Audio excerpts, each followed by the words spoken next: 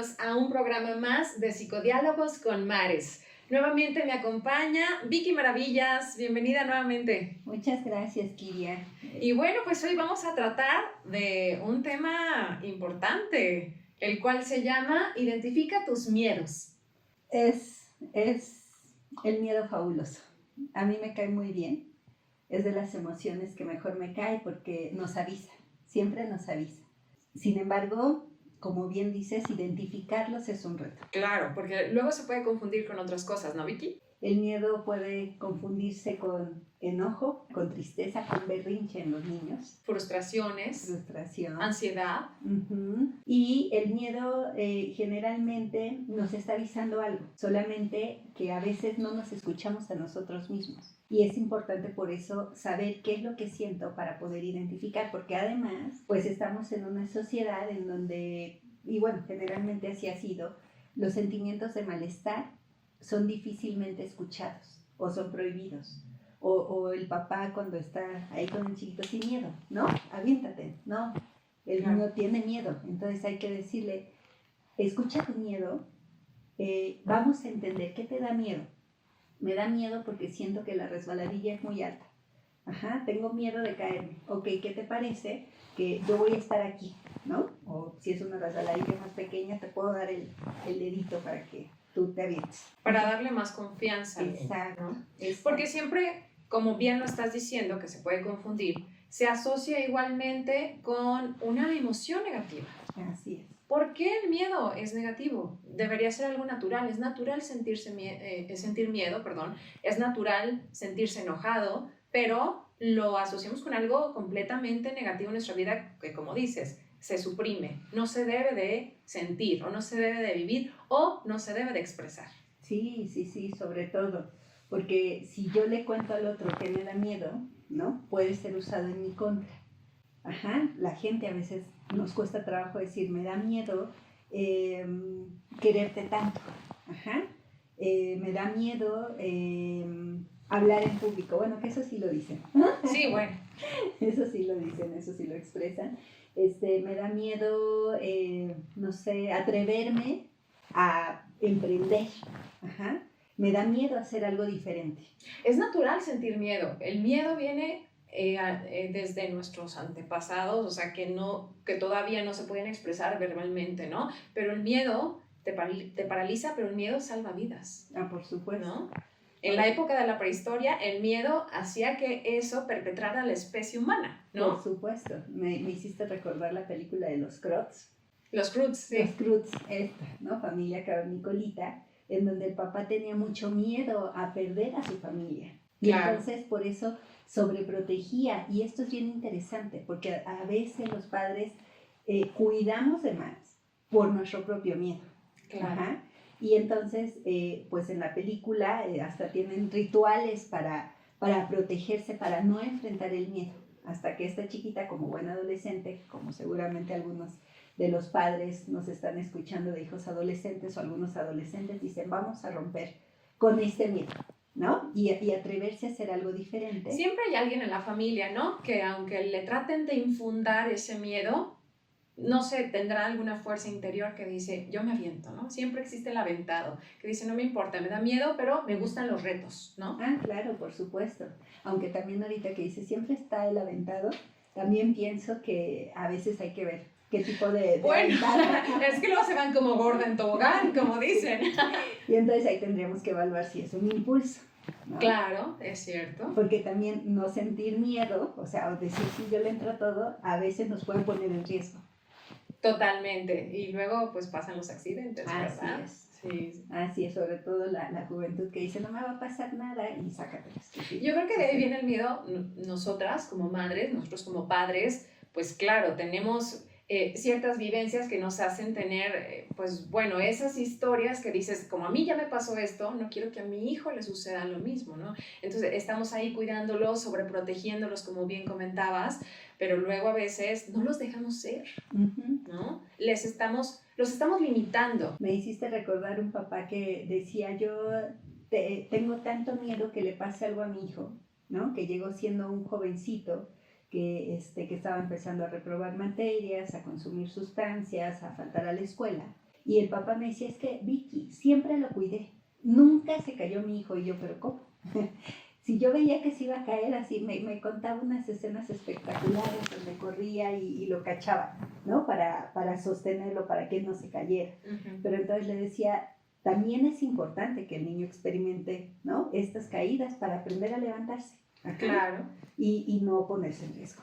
Y es que la forma de aprender también es a prueba y error, ¿no? Hay veces que aprendemos más de los errores cuando hacemos las cosas que cuando no lo intentamos por miedo a lo mismo, a fracasar o a que salgan las cosas mal, ¿no? Por supuesto. Y de aquí que me haces pensar en dos cosas, Kiria. La primera que mencionaste, a veces queremos que nuestros hijos, los que tenemos la fortuna de ser padres o madres, queremos que nuestros hijos no cometan los mismos errores o no se lastimen porque nos da miedo, porque tuvimos la experiencia. Claro. ¿Cómo acompañamos a nuestros hijos? ¿No? Esa es una forma, porque los jóvenes generalmente dicen, tengo que aprenderlo, ¿no? ¿Y cómo los acompañamos? Con base en nuestras propias experiencias. Ajá. Y la otra que me hiciste pensar es que el miedo puede ser racional o puede ser irracional, pero aunque el miedo sea irracional, nos da miedo. Claro, sí, por supuesto. Y en este caso, tú como psicopedagoga, como psicoterapeuta, ¿cómo tratas estas situaciones en terapia individual o en terapia familiar, como bien lo comentas, para poder enfrentarse a sus miedos? ¿Cómo identifican las personas su miedo? O sus miedos. Sí, y va en dos vías. Si vienen en familia, generalmente sucede esto, ¿no? Pero ya le dije que ese miedo no existe, que no existen los fantasmas, que no existen los vampiros. Y sigue pasándose en la noche, ¿no?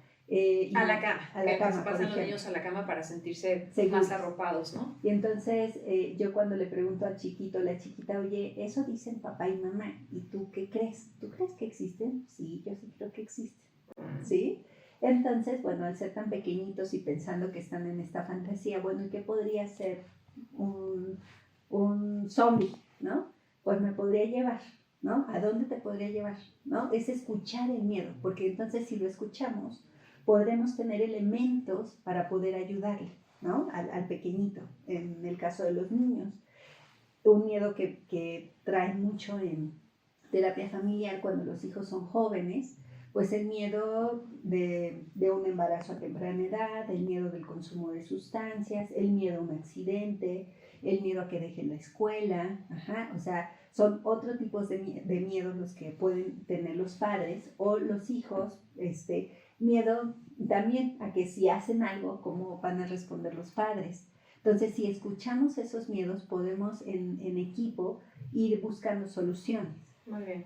Cuando el miedo es más un miedo personal, ¿no? que viene una sola persona para hablar de su miedo, pues ahí está interesante porque hay que abordarlo con una profundidad diferente, porque ahí pues tiene que escucharse lo que hablábamos en algún momento, ¿no? Cuando llegan situaciones más fuertes, te lo voy a decir como tal, que llega un niño y te dice, es que tengo temor de que se acerque el tío, el padrastro, el abuelo. ¿Cómo identificas situaciones tan graves, en este caso como un abuso sexual? Porque es un temor latente en los niños y a veces no saben cómo expresarlo. Y me pongo la piel chinita, o sea, porque es un tema muy fuerte y nosotras como mamás y sobre todo de mamás de unas niñas, pues creo que nos preocupa muchísimo, ¿no? Sí, por eso es importantísimo, insisto, escuchar el miedo. Ajá.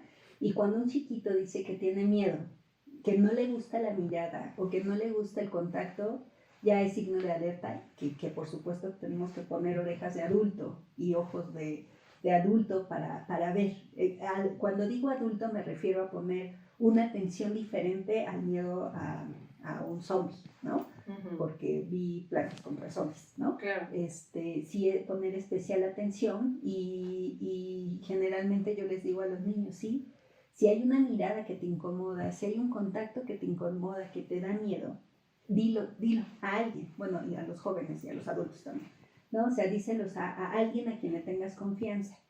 Ahora sí que cuéntaselo a quien más confianza le tengas. Y dicen, bueno, es que me da miedo decirle a mi mamá o me da miedo decirle a mi papá porque, ¿no? Porque es el abuelo, la abuela. No me van a la prima, creer, van a pensar que estoy inventando. Ha pasado, ¿no? Los mismos papás, pero ¿cómo puedes expresarte así de tu padrastro? Es como tu papá, ¿no? Exacto, entonces yo les digo, algún maestro se lo puedes contar, me lo puedes contar a mí. Siempre hay que darle la opción de que siempre va a haber alguien que los escuche. Claro. Que siempre va a haber alguien que los escuche y que pueda acompañar este miedo. Bueno, también va de la mano mucho con la educación que reciban en casa, porque es que hay niños muy descuidados. Hay niños a los que realmente no les ponen atención, sus papás están ausentes y hay mucha facilidad para que otras personas externas, que podrían ser los cuidadores, pues se acerquen a ellos, ¿no? Sí, es un foco rojo muy importante. Sí, por supuesto. Y bueno, pues a veces yo les digo, no importa si es tu papá el que te incomoda la mirada o mamá, o si es mi mirada incluso, ¿no? O sea, tú tienes que decirlo, siempre, claro. Siempre. Y pongo a los papás, a veces los papás se me quedan viendo como, bueno, ¿yo qué tengo que ver en esto, no? ¿Y por qué, no? Porque sí, o sea, desafortunadamente a veces sucede, ¿no? En los contextos más cercanos. Pero totalmente. Hay estudios que dicen que la mayoría de los abusos sexuales a menores, pues es gente que está cerca de ellos, es gente de la familia misma, son cuidadores o gente que está ahí alrededor. Entonces es muy importante identificar estos focos rojos en sus niños, sobre todo en nuestros niños, para escucharlos, realmente hacerles caso y a fin de cuentas ayudarlos a tener esa confianza para que ellos puedan abrirse y con sus palabritas y con el vocabulario que tengan lo puedan decir, ¿no? Sí. Lo puedan expresar. Los dibujos en los niños son muy importantes. Ahí hay una expresión de un montón de cosas. Yo siempre les digo a los papás, los dibujos son las radiografías del alma de los niños. Claro. Y dicen más de lo que se ve. Ajá. Totalmente. Y sí. En este sentido del miedo es importante validarlo. Ajá. Creo que como adultos, como sociedad, como educadores, o sea, en la posición en la que estemos, tenemos que validar el miedo, la tristeza, el enojo, la frustración, etc.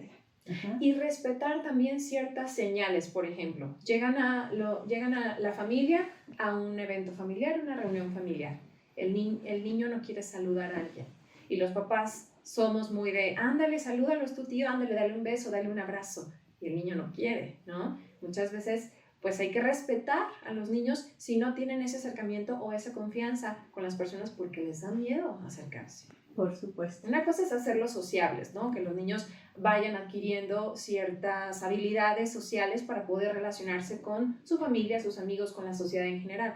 Pero otra cosa es ver por qué no quiere ir con ciertas personas de la familia o de amigos cercanos, ¿no? Al círculo familiar. Claro, el miedo que pueden expresar también con un amiguito o amiguita, porque a lo mejor el amiguito o la amiguita, compañerito, le quita su lunch o ¿no? Quiere que haga algo que él no quiere hacer.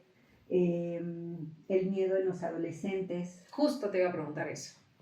¿Los adolescentes es otra película o es similar?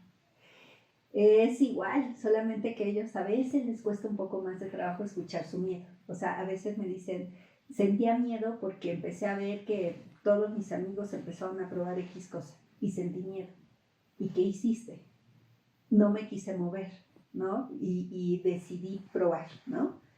Pues ¿por qué? Pues hay más por una cuestión social. O sea, para sí, pertenecer al grupo. Para pertenecer, ¿no? O sea, sí escuchó su miedo, no se paralizó ¿no? Como un chiquito que a lo mejor se puede paralizar porque está oscuro y no quiere salir. Ahí más bien es por decisión de pertenencia, ¿no? Pero igual los adultos, ¿no? ¿no? Las citas que ahora está muy de moda hacer citas por aplicaciones, ¿no? Sí. Y entonces las personas a veces me dicen, sentí miedo. Y luego, sí fui, ¿no? Y de conocer a alguien nuevo, ¿no? Sí. Y yo digo, bueno, sí, solo escuchen, porque sí nos avisa, ¿no? bueno, que sea en un lugar público, donde haya otras personas, donde no puedan dialogar, etc. Bueno, y es que la gente se puede encontrar con cada tipo de personalidades, que hay historias de terror, ¿no? En este tipo de acercamientos de primeras veces, es complicado abrirse a una persona que no conozcas del todo, ¿no? Claro. Que ni siquiera te recomiende a alguien o que te presente a alguien, algún amigo, que tengas un dato de confianza, un voto de fe por una persona, ¿no? Así es, así es. O también pienso en un miedo de los adultos, pedir que suban el salario o pedir vacaciones. También eso llega a dar miedo. El temor a la autoridad misma, ¿no? Sí, por supuesto. A tu superior. Ajá. El miedo a pedir, el miedo a dar también, el miedo a recibir. Entonces, como vemos, hay una gama de miedos amplia. Totalmente, Vicky. Pues tenemos tarea porque la mayoría de pues muchos traumas, de muchas situaciones difíciles vienen a través del temor, del miedo mismo. Así es. Y bueno, pues yo creo que como mexicanos también somos un poco irreverentes, ¿no? Con el miedo. Un poco lo que decías de sí, me aviento, ¿no? Claro. Y yo digo, sí, aviéntate, pero escucha el miedo, ¿no? Escucha el miedo para saber cómo aventarte. Si te avientas de panza, si te avientas de pompa, si te avientas de lado, ¿no? Si te avientas, ¿cómo te avientas? Claro. ¿Qué temores vemos en terapia, sobre todo con las parejas? Con parejas, el miedo pues es a la pérdida de la pareja, la pérdida del amor. A veces ni siquiera es un miedo a la separación, sino tengo miedo a que me dejes de amar. Okay. Y la pérdida a la familia, ¿no? Cuando hay hijos involucrados. A desmembrar la familia, puede ser. Hay gente que se queda nada más por los hijos, ¿no? Así es. O miedo porque es lo que conocen, ¿no? También este tipo de vida que tengo con mi pareja es lo que conozco y entonces no me muevo. El miedo a perder la estabilidad económica, ¿no? O el cómo me proyecto socialmente. También el estatus social. Exacto. Por supuesto. Exacto. Y bueno, pues ahora también que atravesamos por la pandemia, pues todos teníamos miedo a esto que era desconocido, miedo a la pérdida, ajá, y ahí sí, bueno, pues afortunadamente los que fueron escuchando fueron resolviendo, ¿no? Claro, pero también paralizó el miedo la vida de muchísimas personas, Vicky. Mucha gente que tenía tanto miedo a contagiarse del virus famoso que nos vino a voltear la vida por completo y de un giro 360 grados lo que conocíamos, pues el miedo a enfrentarse ahora a lo nuevo, a lo desconocido y hasta a salir a la calle. Digo, había muchos que teníamos que trabajar, que teníamos que hacer las cosas y había que salir. Pero bueno, muchos adultos mayores, por ejemplo, que con tal de cuidarlos, nosotros como hijos que tenemos a nuestros papás a lo mejor un poco ya mayores, con tal de cuidarlos decíamos, mamá o papá, vamos a tratar de resolver lo más que podamos de manera virtual, hacer los pagos de fuera, pedir el súper desde fuera, para que tú no salgas. Pero al mismo tiempo, tratando de cuidarlos, ¿no? Para evitar contagios, pues también se perdieron muchas cosas, ¿no? Así es. Y bueno, pues me encanta cómo has llevado esta entrevista, porque hemos hablado de los miedos de los niños, de los miedos de los jóvenes, de los miedos de la pareja, interesantísimo, de los miedos como familia. Ajá. Y un miedo social. Un miedo social, así es. Y bueno, pues por eso ahora algo muy interesante de las películas de terror, ¿no? Más allá del susto. Ay, yo no puedo con eso, de verdad, no. Sí, no, ni yo. Pero... No, es que hay gente, yo no sé, la verdad es que no me explico cómo hay gente que de verdad adora las películas de terror. Bueno, es que son de culto.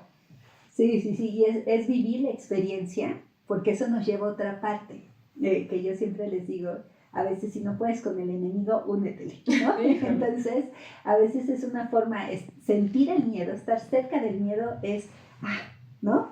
Ya sentí lo más terrorífico del miedo, ya, ¿no? O como cuando un niño juega a esconderse detrás de la cortina y sale y te dice, ¿no? Uh-huh. O él es el monstruo, es para sentir seguridad, ¿no? Y sentir que él es el que puede dar también miedo. Y tiene el control, ¿no? Y tiene el control de la situación, no llegan y así de improviso lo asustan a él, entonces ya, ¿cómo controla esa situación, no? Exacto.